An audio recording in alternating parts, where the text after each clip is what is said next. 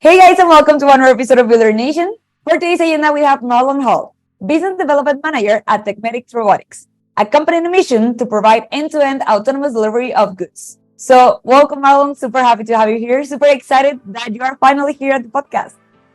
Yes, I'm very happy to be here too, Lisa. And Build a Nation is, setting the standard for, Internet of Things, Industry 4.0, and we're happy to be here. Okay, so before we start, in order to actually start the interview, why don't we let our main guest introduce himself? Maybe Marlon, if you can please share a little bit about how did you actually start on the company? And because I know that you did a bachelor's in science and then you went to law school, so why the interest in robotics? Absolutely. So, I'm from University of Maryland, College Park, so I have my degrees in kinesiology. So, I played football and was an athlete, so I was always involved in human motion, and I had a fellowship after I graduated from Maryland at Michigan State University, where I was involved in their biodynamics labs. I wanted to be, in my goal, I wanted to be a biomedical engineer. I wanted to design artificial limbs like the Bionic Man. I'm a little bit older than you guys, but I remember the Bionic Man and the Bionic Woman, Jamie Summers. So I remember wanting to design like robotic limbs and things of that nature for people that needed that. But after I went to school, ended up getting married, have a sort of a life change. I got involved in the healthcare system with Johnson & Johnson, worked in their healthcare system across all three sectors of the company, selling not only the pharmaceutical products, but medical devices, as well as their consumer division. Then moved out here to Silicon Valley, to California, got involved in the tech industry, worked for Oracle Corporation, a number of other high-tech organizations, and that led me to the nexus that I wanted to combine my skill set of technology with combining that with the healthcare industry. And the healthcare industry by nature is a slow walking industry. Healthcare changes very, very slowly for a good reason, because healthcare has been around, doctors have been around for thousands of years. A lot of your technologies have been around for 5 years. So I understand the reluctance of healthcare professionals to embrace new technology, but it's necessary to move forward in our current environment. So this opportunity with Techmetics Robotics about a year and a half ago to sort of combine my skill set of understanding the value of automation and filling sort of these gaps in workflow operations with the complexity of working in a healthcare environment where there's so many dynamic and static obstacles involved that it sort of separates us as a company from other operators that are they're selling robots in warehouses and places, that facilities, restaurant robots, hotel robots, and that's a level of complexity in of itself. But to operate in a healthcare environment, highly regulated, many different types of environments, we think we're the leaders in that industry. So that's what brought me to Techmetics, and that's why I joined here and I'm helping the company move forward in that aspect. So, especially now that you're mentioning the healthcare system and the healthcare industry and the hospitality service sector, are you planning on expanding? Just like you mentioned, maybe, I don't know, casinos, hotels, restaurants. Do you think that those are other industries that you're planning to expand? Absolutely. So just how we started in Singapore as a company in 2012, like 10 years ago. We've been around for 10 years. And we originally started at a hotel in Singapore and just delivering a delivery robot, taking, things from the counter up to the floors and back and forth. And it was just one robot. It was one robot with one window. And if you look at our portfolio, we have many different robots that handle many different workflows. But it started from that one robot that could actually do the delivery. It could actually take the elevator, open the automatic doors, use their PA-BIC system, call inside and answer, and tell a person, hey, I'm outside with your product, answer the door. And that's where we started. And then we expanded to two robot with two doors. And then we wanted one with champagne, so we made with bigger doors. And then they said, hey, can you deliver our food products from the kitchen to the floors? Yes, we can do that. And then what about our linen products? So we made the linen robots. So we've always listened to our customer, and our mantra is we are interior material transport individuals. We can transport anything from point A to point B, whether it's a Band-Aid or surgical equipment or hazardous materials or pharmaceutical products or linen or bedding. If it's in a building, we can transport it with an effective ROI because of our robotic solutions. Wow, I think it's super interesting. I did see the website and I have seen the videos, and I think it's amazing because you guys have like more than 10 robots to actually choose from. So I'm curious to ask, like, what would you say it has been the leader between all of them, and why? Well, the leader internationally has been the Butler robot or the Medic robot, and that's a 3-compartment robot. But then the reason is because it can make 3 deliveries on one trip, and that's very successful in the hospitality industries, mainly the hotel industry, where we really got our start in Singapore.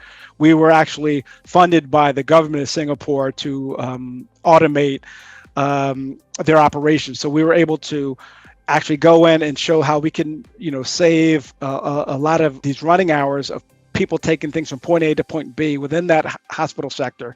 So that's been the most successful robot, even in the hospital sector. Pharmacy delivery, being able to deliver these pharmaceutical products in the hospital from point A to point B is a huge sector. We've had recent hospitals ask about room service delivery. So now it's not just room service delivery in the hotels, it's room service delivery in the hospitals. People are in, it's just like, I want to order my DoorDash in the hospital aspect. So the robot will be able to take things from the kitchen up to the floor and things of that nature. So the UVC robot is also very popular now because of COVID. Obviously, COVID has, brought in, a lot of changes to the workforce. It's actually increased our value because we can come in and, there's a labor shortage now, so they need robotic solutions, again, taking things from point A to point B.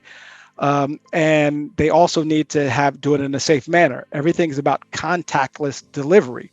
So our robots do that. Our robots are contactless. They don't need human-to-human interaction for our processes. So with the UVC robot, it can go into an area, it kills MRSA, it kills VRE, C. diff, all the hospital-acquired infections in a hospital that are those super bugs. This can go in and eradicate those pathogens from the workplace. So again, what we're saying is that we have sort of solutions across a wide variety of sectors that can fulfill various needs. Wow, that's amazing. And especially because you mentioned, I think earlier, the importance of hearing the client. And I think that's the key to success to any kind of company. And talking about business model, I know that you have only been a year and a half at the company, but how will you say it has changed over the past year? I think how we've changed is we've realized that autonomous mobile robots are a new option in the healthcare sector and the hospitality sector in the United States, but it's not new worldwide. We've been doing this for 10 years in Singapore, Australia, Dubai, Malaysia, other places, but it's new here. So we think in the past year, we've been able to realize that the hospitality sector is not where we want to focus. We want to focus on the healthcare sector. That's where we think we can make the most amount of attraction. And by the way, at least this is the highest ROI. We don't sell robots, we sell workflow solutions. So we go into a hospital and we say, okay, you have 15 employees, they're delivering products from point A to point B all day, all long. They work at this amount of hourly wage. It takes them this amount of time to take things from the kitchen up to the floor. We use these metrics and then we figure out, hey, we can automate this procedure. We can bring in a robot that after 8 to 18 months pays for itself. So the ROI, our robots will pay for themselves in 8 to 18 months, guaranteed. And then from there, the robot works with maintenance and everything for about $4 an hour. Our robots aren't replacing jobs. We're trying to supplement. So let's let the human beings communicate with the humans face to face, spend their time doing human things versus robot things, taking things from point A to point B. We want this to help out with the workflow of our facilities. We're not selling robots. we're trying to enhance people's lives via robots. Okay, so now, guys, I understand that you're in the USA, Australia, Singapore, Thailand. Are you planning on expanding? I don't know, maybe Latin America or other places? Yes, to your point. So we had a couple of people ping us from Colombia and Panama, and we would love to get into Central America, South America, and we know the tourist industry is huge down there, so it could fit in. But we really think that we could fit into hospitals and healthcare, because that's where we think the ROI is, right? With these like restaurant robots and even the hotel robots. Even if the hotel, maybe you put 2 or 3 robots in there, but a hospital, you can have 20. You can have 3 in the food and nutrition area, 3 in the linen products, 3 in pharmacy, 3 in surgical processing, 3 in admin, 3 in the front of the house doing the concierge or the telemedicine robot. The biggest pie is the United States, obviously, but Central America and South America is also. So yes, we would absolutely want to explore that moving forward. I'm pretty sure that you will get there really soon. So that leads me to my second question. Like, how did you find the product market fit once you joined the company? And how will you say it has changed, maybe, let's say, in the past couple of years since the pandemic started? In a weird way, robotics has gained traction because people don't want to deal with other people, right? So our robots, by definition, is contactless. There's no human-to-human contact. The pandemic has also exacerbated the labor shortage worldwide. Not only have people died, but a lot of people don't want to go back to work at the hotel or the restaurant or the casino, whatever, because I don't want to get COVID, or I can make more money doing Uber or something else. The gig economy has sort of taken over. So we feel that because of the current conditions, we've actually been able to expand our value proposition in the fact that we can offer automation in this service sector space where people are leaving for obvious reasons, and we can help to supplement sort of that workflow. As humans leave out of the industry, if we can automate it and bring robots in to help supplement that, I think that's a win-win. The only thing I can say is that I love your perspective, because I mean, everything you're saying, I can picture it all the way. And I'm pretty sure that all of our audience as well, they're picturing the robots and they're picturing the health system and they're picturing everything. And last but not least, do you have any advice for future business managers starting on this industry? I think, we're encouraging everyone to get into robotics. Some of the hottest industries out in that right now from the tech is like AI, robotics, and EV, battery technology, which would make sense. To me, when I wake up every day, it's fun. I love technology. I think that if you love technology, robotics is a huge play. It's going to be in every sector of our life. There's pizza making robots. There's delivery robots. The robotics is going to be a part of our society. So embrace it. It's going to be fun. Like I said, I don't feel like I go to work every day. It's like I'm doing my hobby. But I just encourage people to like live your dream. If you love technology and you want to come in robotics, we need more people. It's a small but growing community. But there's a lot of opportunity for people to come in and help us change the world. Perfect. Well, thank you so much, Marlon. I highly appreciate it. Do you have any social media handles? Where can people find you? Where can people find the company?